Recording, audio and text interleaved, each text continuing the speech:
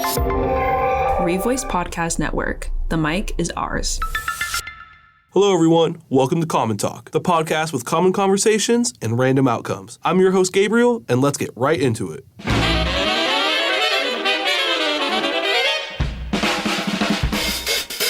We're joined by Lance. All right, Lance, and what is your craziest dating story? 2 separate occasions, I accidentally went on a date with a guy who was homeless. Both times I didn't know they were homeless until we went on a date. Oh, man. But the craziest time, I met this guy at the barcode specifically, and I was like, he was hot, so I was like, okay, let's go out.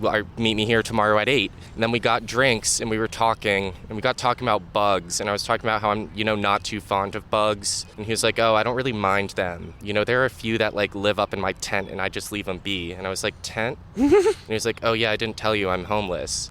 And then I was like, well, I guess I'd be a if I didn't take you home tonight. So yeah, I didn't let the man sleep in his tent that night. We are still dating today, 2 years later. That's a great story. No, I'm joking. Oh no, okay, I was about to say, I was like, holy that's a movie right there. I was about to say. He moved back to Ohio. Oh yeah, he's Ohio. Yeah, that's just Any other crazy dating stories? How much time do you have? As much time as you want to give up.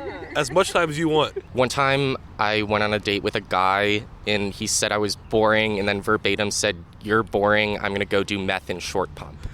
Can you order me an Uber? That's And I was like, no. And then he left a bunch of at my apartment and I had to drop it off in front of his house the next day. Ooh. Yeah. Damn. I mean, one thing that life has taught me is you never know who does meth. But did he look like the average person that takes meth? No, he was really hot. Huh. That's why. Would not expect that. Well, that's part of the thing. You never know. Sometimes hot people do meth, and sometimes hot people are homeless. That's fair. I guess that's true. Mm-hmm. There's a spectrum. And any other crazy stories around here in Richmond for dating-wise? I make very bad decisions in regards to dating. Those make the best stories, though, for real. All right, we're joined here on Common Talk with Xavier. Yes, hello. All right, and Xavier, what is your craziest dating story? Craziest dating story. All right, so I went on a date with this person, and we go out to dinner, and everything seems good. We get along. We have so much in common. A little too much. I started noticing towards the middle of the date, a lot of things we would have similar dog pet names or similar animals, similar things that we had in common, colors, stuff like that. And come to find out that they stalked my mom on Facebook before we went on the date find all of the interests that I had and think of her the Facebook photos and stuff like that, so that they could have more things in common with me. I didn't hit them up after that. And that was your first time meting them? First time meeting them, yeah. And how did you find out that she stalked your mom on Facebook? She told me. She told you? Yeah, after the date. She was like, I hope this isn't awkward, but none of that was true. I just wanted to get to know you more. That's strange. So very strange. And what was your response to that? I was like, oh, thank you, that's really sweet, and then never talked to them again. That's fair. Did you hit them with the block or just ghost them? Just not really ghost, but just kind of ended it in a social contract kind of way. Understandable. Damn, yeah, that would probably be the craziest one I have. Just stalking my family members to get information about me. Yeah, it's definitely weird, especially finding out your favorite color and things what was the weirdest thing she found out? Probably the place we went to. We went to Playa del Carmen, Mexico, when I was 7 or 8. And she said that that's where she also went. And so I was like, oh, interesting, what'd you do? And it was the same, resort, same locations that she went to. There was an island that had a Sherman tank on it, and she was like, yeah, and we went to this island that had a Sherman tank on it. And so I was like, what? No way, that's awesome. And then too many dots connected, and then she told me, and I was like, oh, that's really weird. That is really weird. That's really weird, but yeah. Well, shoot, any other stories like that, or any other additional thoughts? Yeah, nothing on that. Just if things are too much aligned, something might be up. That's the moral of that story. That's a good piece of advice. Too good to be true. Thank you, Xavier. I appreciate it. Thank you, guys. Hell yeah. Cheers. And today we're joined by Liz. All right, Liz, and what is one of your craziest dating stories? Well, it's not specifically on a date, but it's about one of my exes. So I actually helped him move into VCU with, I came with his whole family, and we broke up in his dorm room, right after I helped him move in. Oh, dang. And I had to drive home with his whole family, and it was 2.5 hours. And they were playing, I was sitting in the back seat with his little sister, and she was 7. And so they were playing SpongeBob, and I was just trying not to cry the whole time. It was terrible. Oh man, did the family know like while you were in there? Or were they just kind of or were they oblivious to the fact? No, they knew. Oh man. Because then like they were like, well, guys, we got to wrap it up. It's getting late. And so I was like, okay. Oh man. And so yeah, that was a long drive. Was there any awkward conversations in the car? Or was it just silent? No, it was just kind of silent, honestly, except for the SpongeBob. Yeah. Who broke up with who there? Was it? It was mutual, I think. How'd it go down? Like what happened? I'm trying to think. Wait. Basically, we just kind of started talking about how it was going to be because I was a year behind him. So I was still a senior in high school and he was going into college. Mm-hmm. And so we were like, it's not going to work. I was like, well, maybe we should just. And he was like, yeah. But it wasn't like I hate you. You're the worst. But it was definitely just the drive back. And I saw his family around a lot after, too. So it was bad. We said it on good terms. That's good. Yeah. Oh, wait, about the same guy? Okay, let's hear it. Yeah, so 2 weeks after that happened, my best friend actually slept with him. Oh, wow. Yeah. Still best friends? No, but, yeah, it was the same guy, and they both go here. Oh, man, that's shicey. Oh, hell nah. Yeah. All right, any other thoughts? No, that's about it for me. All right, well, thank you very much, Liz. All right. I appreciate it. Thank you, guys. See ya. Woo. We're joined with our guest.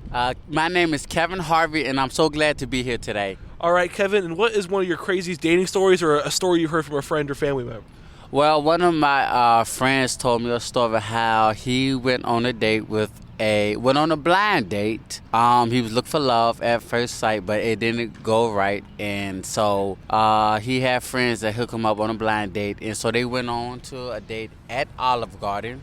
And, you know, as they went on a date, he was really nervous and because he's not used to being around girls like that. And everything was going well until he peed in his pants. Also, how she found out that he peed in his pants is because when he got up from the seat to go out the restaurant, she noticed that his which was leaking.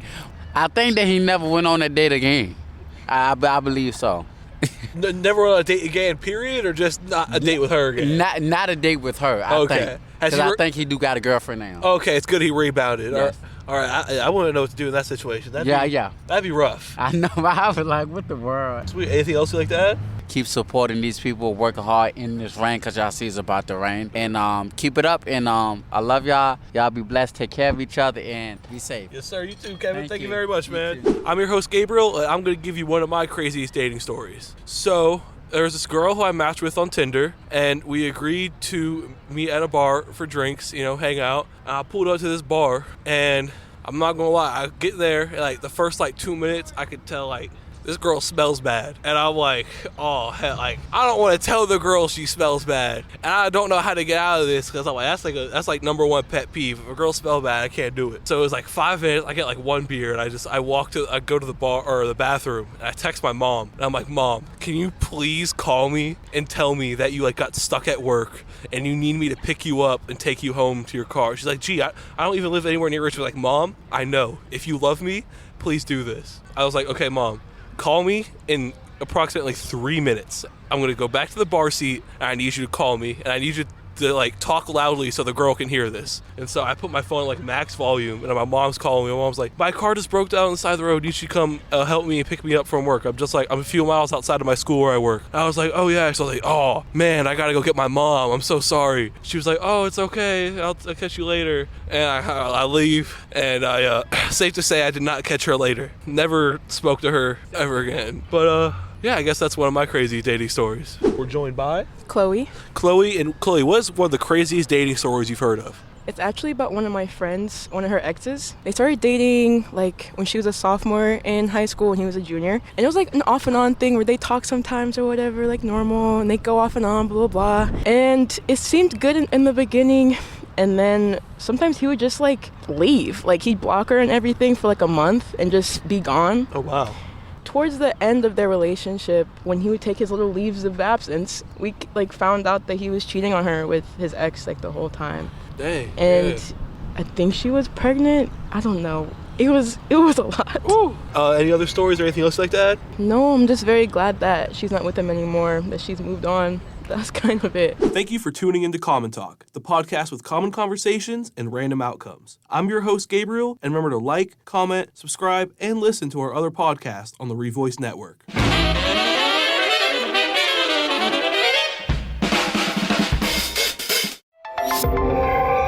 Revoice Podcast Network. The mic is ours.